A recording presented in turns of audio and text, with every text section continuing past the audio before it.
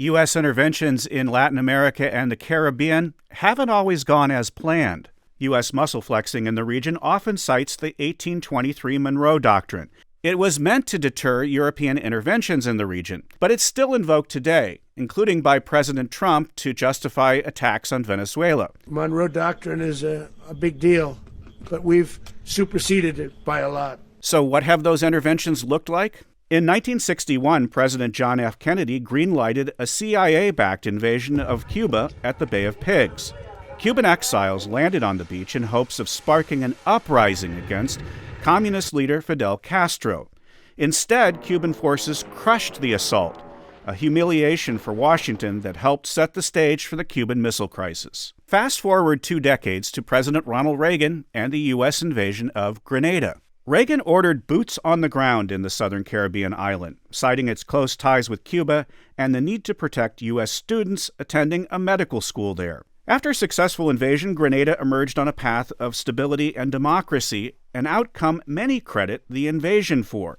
But a secret operation during the Reagan years became a huge scandal. Reagan approved a plan to topple Marxist leader Daniel Ortega and his Sandinistas by aiding a band of anti-Sandinista rebels known as the Contras.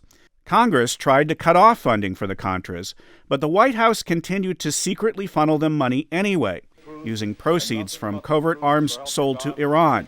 It led to the infamous Iran-Contra affair. But neither the U.S. nor the Contras were able to overthrow Ortega.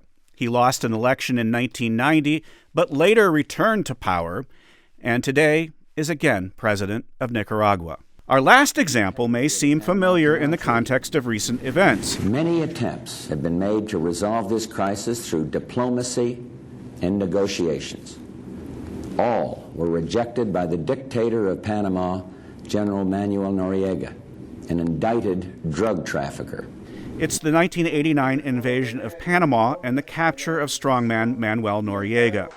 Noriega helped the U.S. by providing a base of operation for the Contras, but his involvement in drug trafficking soured U.S.-Panama relations. After Noriega was indicted in the U.S. on drug smuggling and money laundering charges, President George H.W. Bush launched an invasion by 20,000 U.S. troops to seize him.